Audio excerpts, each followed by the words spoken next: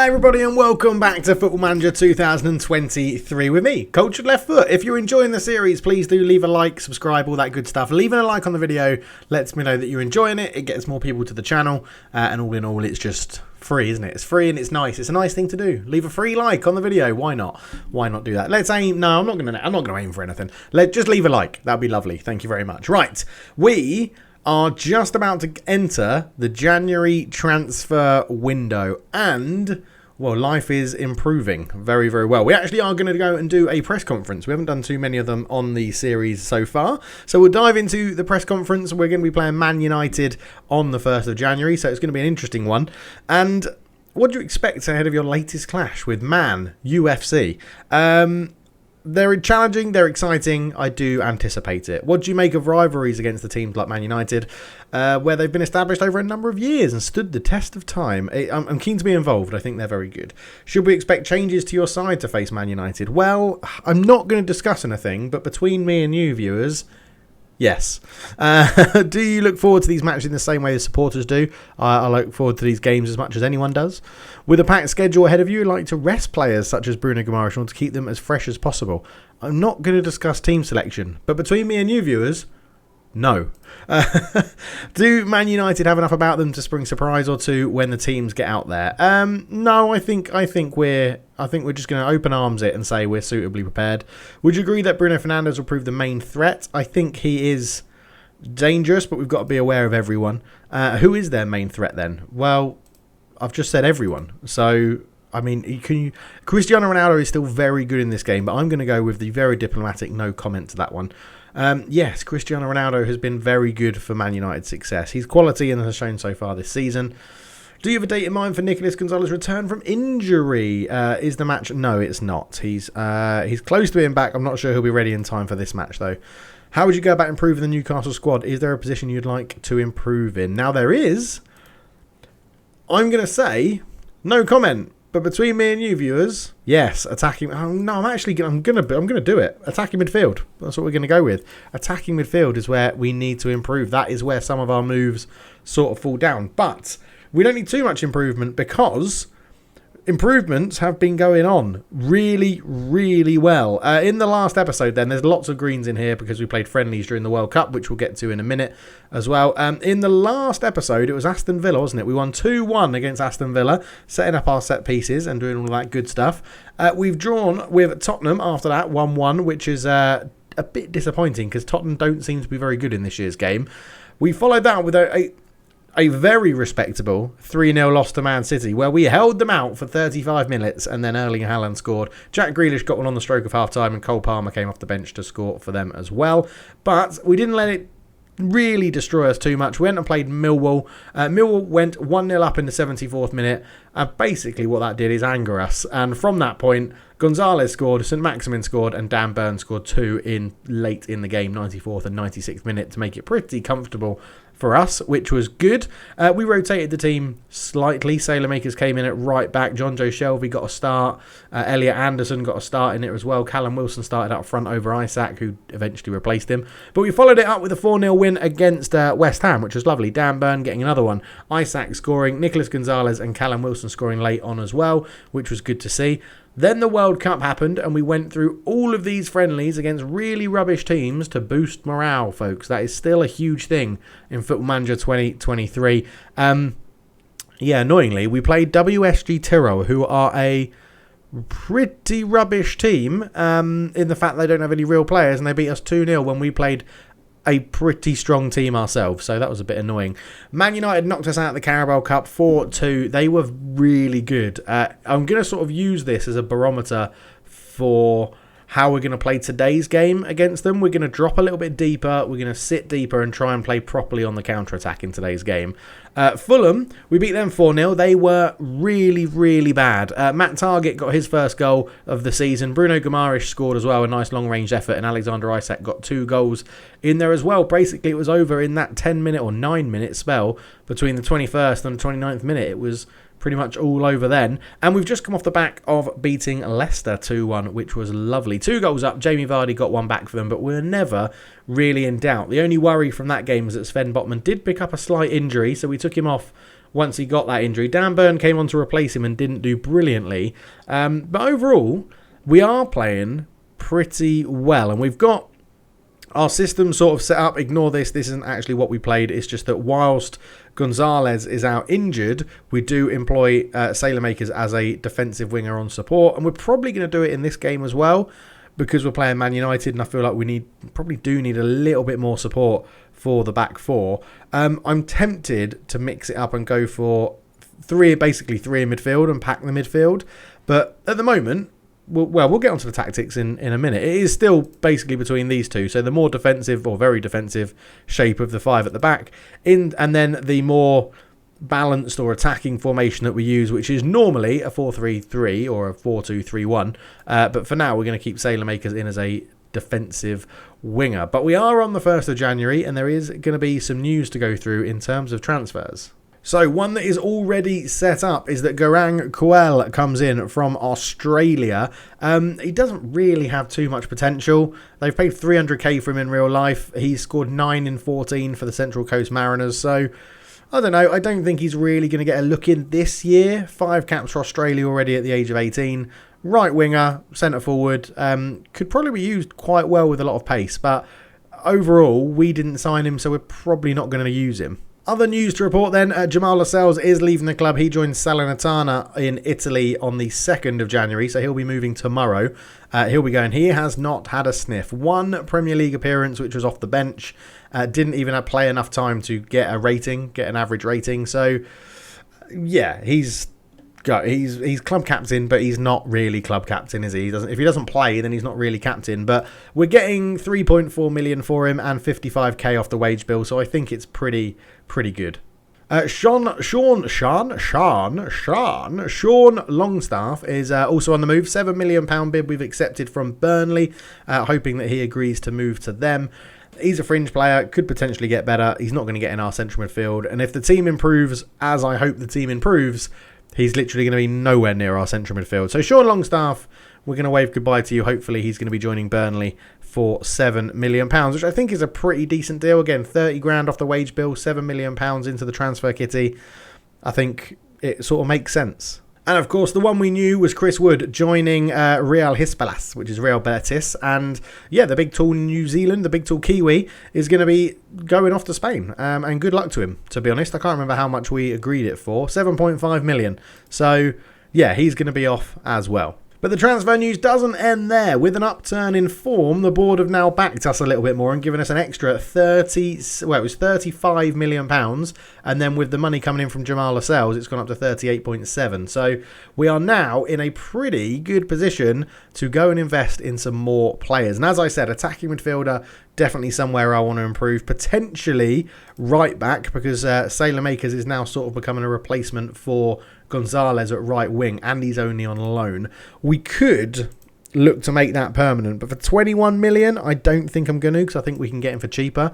Donny Marlon is still an option to potentially bring in, because Callum Wilson is kicking off that he's not playing enough football now. So he's requested a transfer, so we've put him on there.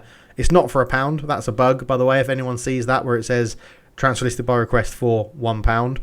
He's not. He's up for 27 million. So I'm hoping someone might snap him up. And then we might go back in for Donny Marlon. But lots of players potentially on the move. Darlow, Lewis, Longstaff should be going. Lascelles is out. Wood's going. Shelby's got some interest in him. Dan Burn has got interest in him from Leicester. And I'm not against selling Dan Burn. And Adrian, the goalkeeper, is wanted by Milan. But we've got him on loan until the end of the season. So that should be okay. All in all, we're doing all right. I have got another bid for a goalkeeper, which I need to either confirm or reject, and I'm not sure which way it's going to go just yet. So we've got Nick Pope, who is our first choice goalkeeper. We've got Adrian, who's a very experienced backup on loan. We've got Carl Darlow, who we're looking to sell, and Loris Karius, who's going to be moving to Olympique Lyonnais, so we just shoved him down in the reserves and we're really not worried about him. So into next year, we're going to be having Nick Pope. Dubravka's going to come back off loan from Man United unless they buy him off us permanently.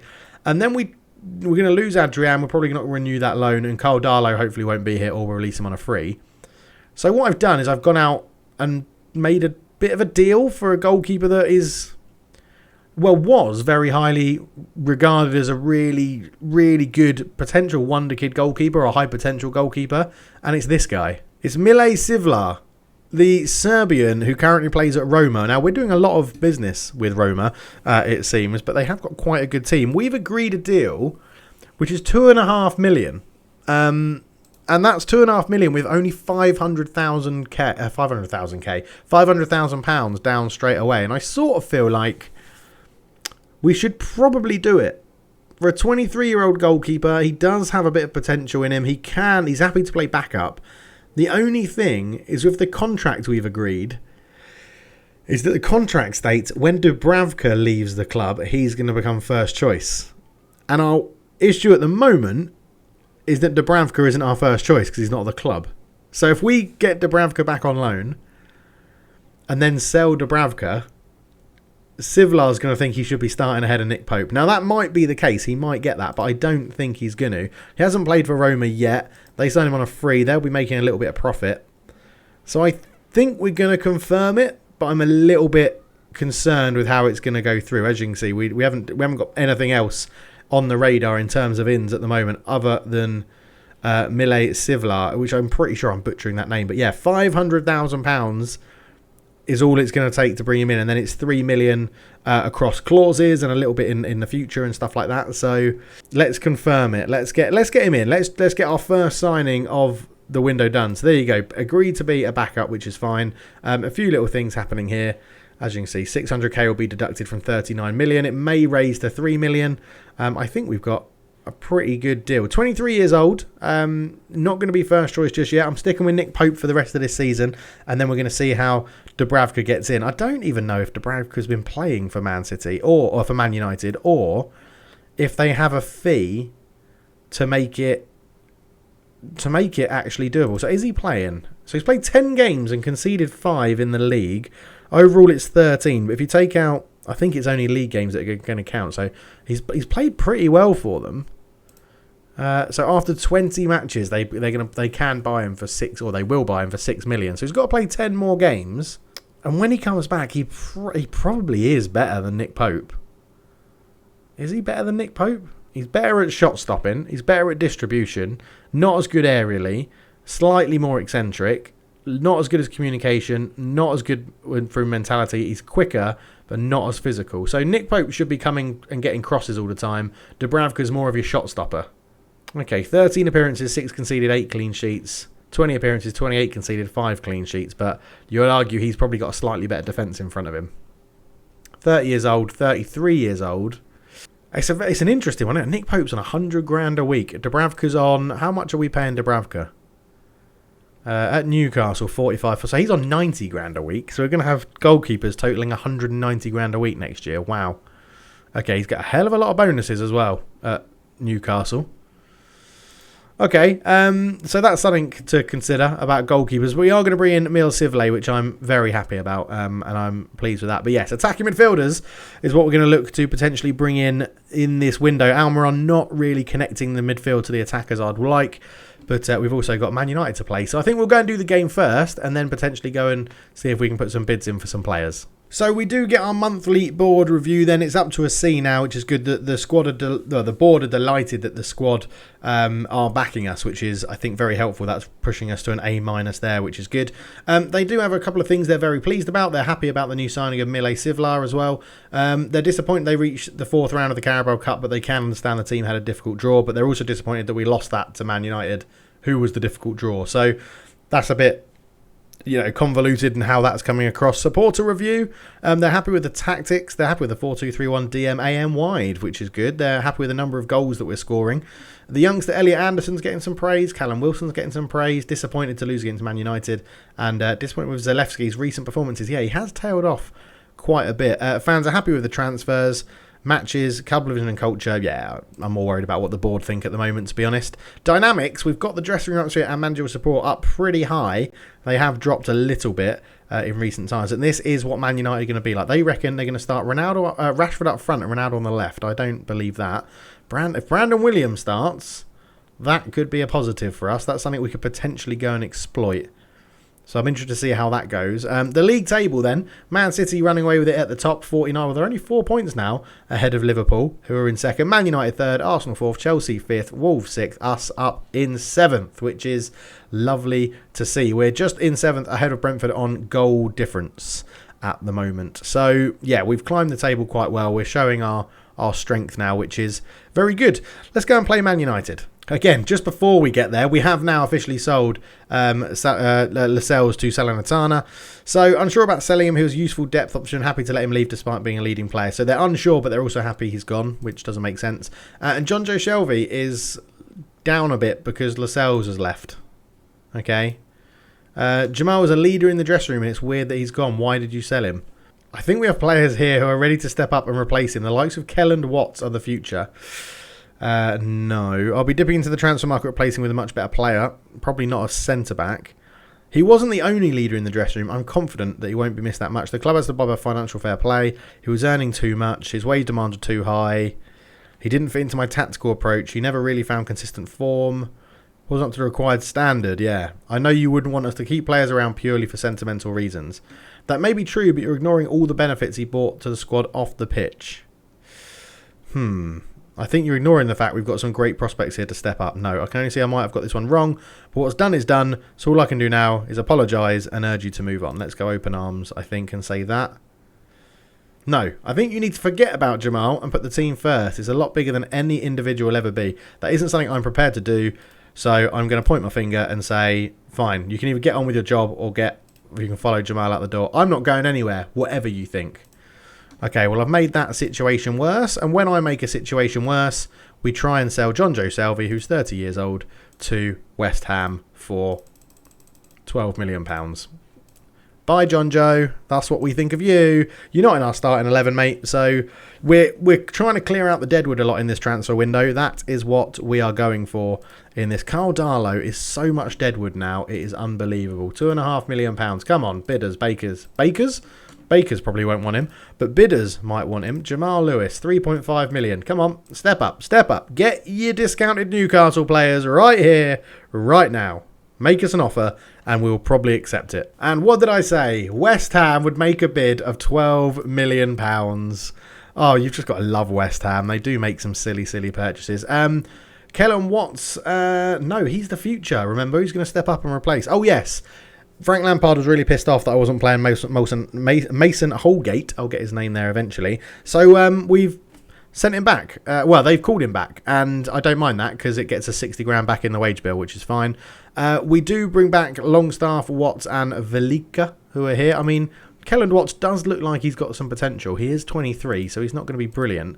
But, yeah, we are getting there. And eventually, we will go and play this game against Man United. Okay, so here we are trying to pick the team, deciding who is going to play in this game against Man United. I mean, we could keep Carl Darlow and just send Adrian back off on his loan. Can we terminate his loan?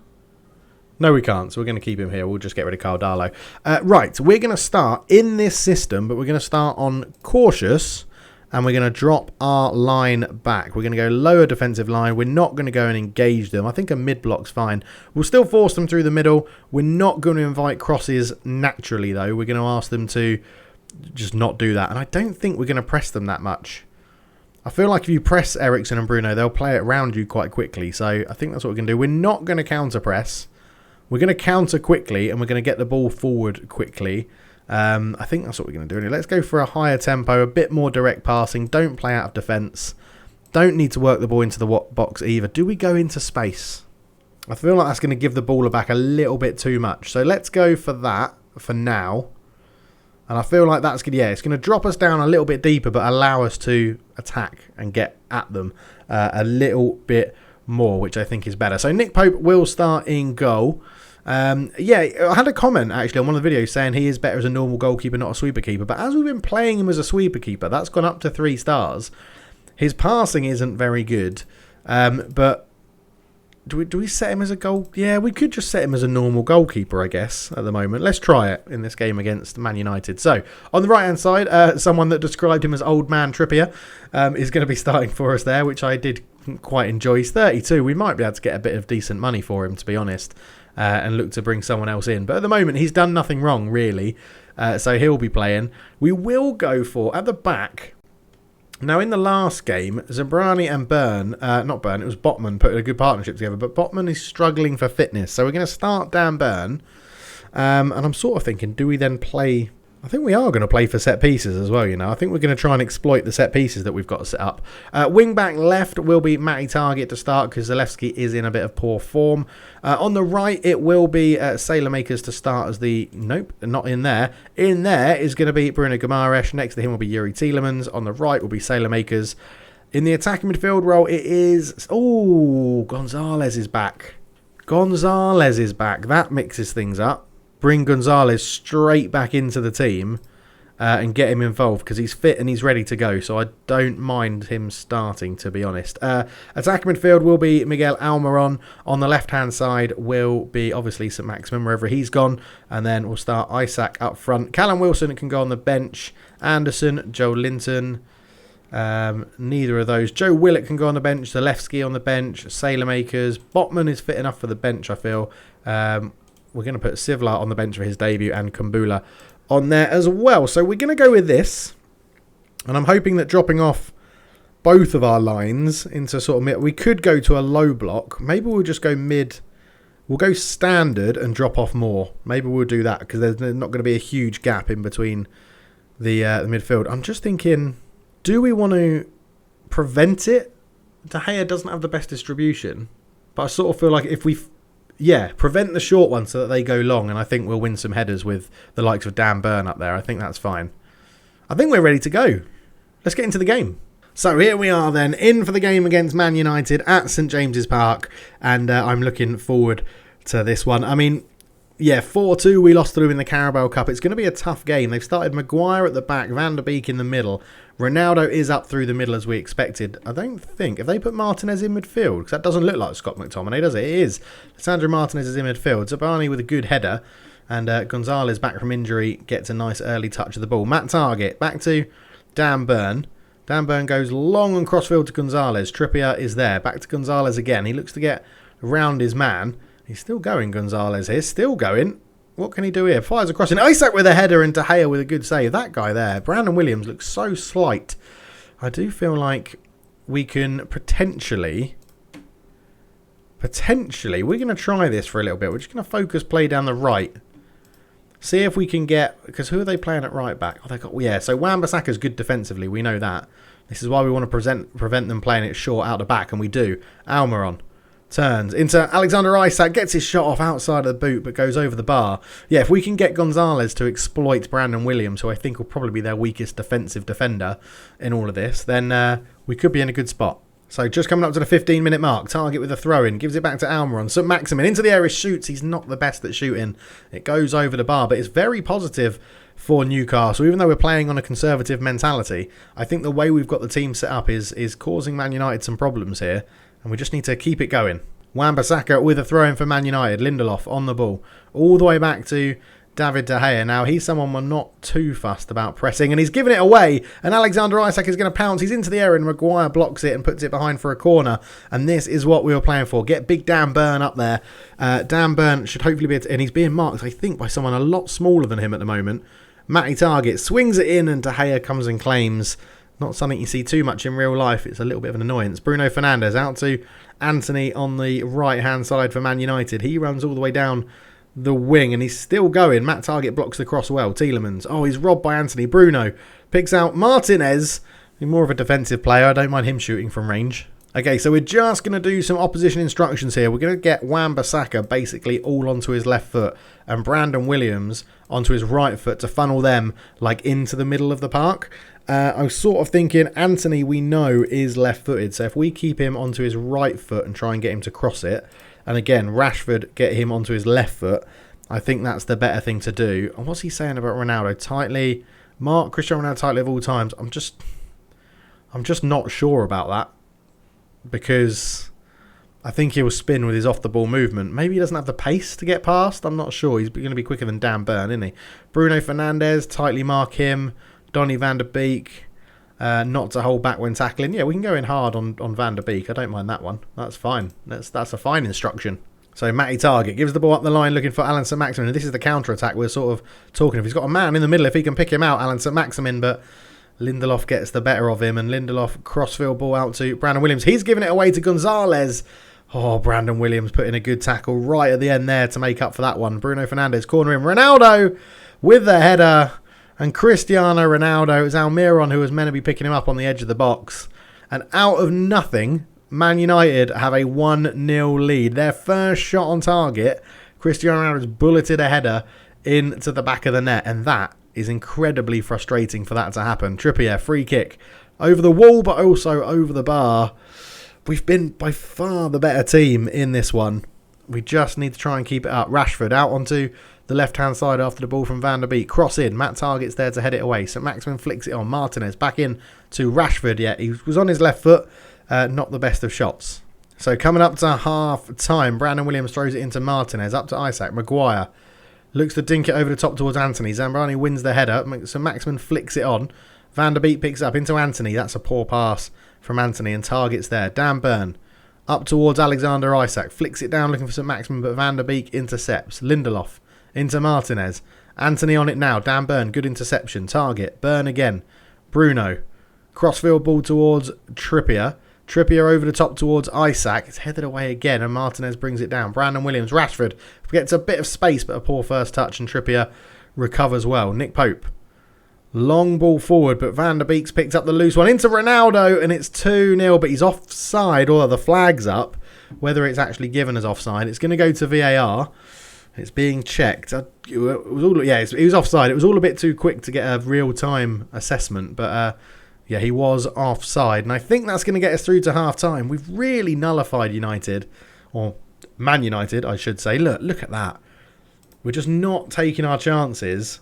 And we need Isak to stand up. I'm going to say, I think we're going to point the finger and say, do it for the fans. And then we're going to come in here and we're going to go, I'm going to say to the defence, I'm happy. I think the defence have played well. Okay, that's annoyed a couple of them. Midfield, I think we're going to pump the fist and say, look, you've got to make the difference. And strikers, we're going to go, or forwards, we're going to go hands on hips and say, look, I'm not happy with your finishing. Lost focus, Alexander Isak. Well, you know, sometimes the truth hurts, mate. Sometimes the truth hurts. We need to get our finishing better. We've been the better team. Lovely ball looking for St. Maximin's. Wan-Bissaka just clears it. And, yeah, we need to improve. Burn not having a great game. Sven Botman might come in for him. St. Maximin not getting into it. Gonzalez not getting into it. I think we're going to do a host of substitutions in a hot minute. Trippier, ball in. Wan-Bissaka tries to clear it. It's not the best clearance, though. St. Maximin, ball in. And De Gea again comes and claims so well for that one. I'm just wondering, he's trying to go over the top. Yeah, and we dropped off well. Good header. Tielemans picks up the loose ball. Lovely ball to release St. Maximin down the left. St. Maximin cuts it back. Tielemans. Almiron. Oh, I thought Tielemans was going to absolutely bang one from the edge of the box, but he didn't quite do it. We're going to up it to positive. We need a goal. We've been the better team. Hopefully the positiveness of our shape will get us back into this one. Matty Target with a corner. Swings it in. Dan Burn's there. Come on. He was not playing very well. He was on a 6.2, but his height and his heading ability has come in handy there. And Matt Target has made it with a corner. And that is 1-1. And I don't know why we haven't seen a replay or anything. It did count. I'm pretty sure replays are on. Yes, they are. But, yeah, we didn't get to see that one. So that was a little bit irritating. But lovely stuff. So St. Maximin not having a great game. Bruno Guimaraes really not having it. We need to replace him in midfield. Normally, it would be John Joe Shelvey. So if we're selling Shelvey, we're going to need another central midfielder. But for now, we're going to do Joe Willock. It's not ideal. Could put... I don't really want to put Joe Linton in there. Okay, this is making me realise we do need to replace John Joe Shelvey if he sells. Because we're also selling Sean Longstaff as well. Can Joe Willock play? Yeah, he can play holding midfield. I mean, not amazingly well in what we need to. Marking's terrible. Tackling's not very good. Joe Linton, tackling 16, marking 7. So he's slightly better but can't play back there. And I don't really want to change the shape. Maybe we just... We'll undo that. We'll just leave Bruno Guimaraes in there for a little bit longer. I mean, Tielemans can do it. Just can he do it defensively. Marking 11, tackling 12. Passing's really good. Yeah, it's not amazing in that central midfield position. Trippier also not having a... Let's do Trippier for Sailormakers. It's an attacking substitution, but we'll get that one done. We'll do St. Maximin for... I don't really want to play Zalewski out there. Let's bring Elliot Anderson. Bring the youngster on. See what he can... In fact, we're going to go 3 subs. We're going to have Wilson on as well. So Bruno Guimaraes will stay out there for now. Would you like to see a bit of an improvement from him? Can I shout at him? Touchline shouts as they're trying to get in here with Ronaldo. Wan-Bissaka chests it down. We're going to demand more from just Bruno Guimaraes. That's an easy save for Nick Pope. That one. As we're playing this one quickly. Nick Pope goes long with it. And Lindelof with an easy header. Martinez, who's playing much more in central midfield for Man United in FM. Wilson does well. Anderson. Tackled by Wan-Bissaka. Martial. Ball through. There's absolutely no one marking Ronaldo, but he's got to have a wonderful shot from him there. And puts it well over the bar, to be honest. I think we are going to have to take Bruno Guimaraes off in a minute. He's not really improving. Van der Beek. Crossfield pass looking for Martial. Sailormakers with a lovely header back to Nick Pope. Love to see a bit of that. I'd be happy with a draw against Man United. I'm wondering if we just drop this back again to cautious and go back to how we were playing in the first half. Target tackles Sancho well, but Bruno with a good tackle on him. Off back it goes to Lindelof, into Scott McTominay. Sancho, out to Wan-Bissaka. And, Wan-Bissaka coming forward really shouldn't be a threat, and it's not. Good tackle on him. Target comes forward with it, into Tielemans. Bruno Guimaraes, up to Wilson. Moves it on to Anderson, the youngster. Anderson, a crossfield pass. Gonzalez knocks it down. Callum Wilson. Oh, it's a terrible finish from Callum Wilson. It's awful. Oh, I feel like a striker is probably definitely on the cards we need to do. I think Joe Linton is just going to come in and sit in there. It's not ideal, but the way Bruno Guimaraes is playing, I feel like that's necessary. We can also do Zabrani for Botman to complete our subs. Again, I'm not against changing that back four. How we do it. I know we did have Kumbala on the bench, but Botman has been coming off the bench and doing pretty well for us. So 15 minutes to go.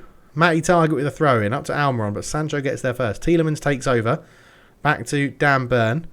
Uses Matty Target. Up the line towards Anderson, who's had a bit of an impact since coming on. He's given that pass away to Lindelof, though, that time. Lindelof, Wan-Bissaka. He's going to go back to the Swedish centre-back. Fred into McTominay. So we've got Fred in the middle now for Man United. And it's McTominay and Fred linking up. Wan-Bissaka, again, comes forward with it. Something I'm not that against, to be honest. Ball in. Ronaldo, Nick Pope with a good save. A relatively easy save. I think we're going to drop back to cautious. I'm just a bit worried about Joe Linton being our man in the middle there. It's a little bit of a concern. Anderson not playing brilliantly. But 10 minutes to go. 1-1's okay. So David De Gea takes a goal kick short to Harry Maguire. He goes out to Brandon Williams. We have dropped back to this cautious approach. 5 minutes to go. As Brandon Williams comes forward with it. We're trying to show him inside. As here's Martial looking over the top. Easy for Dan Burn just to knock that one back. They've still got Cristiano Ronaldo up front at the moment. Nick Pope, he's going to have to go long. And he does, all the way over the top. McTominay with a header. Tielemans is there. Out to Anderson.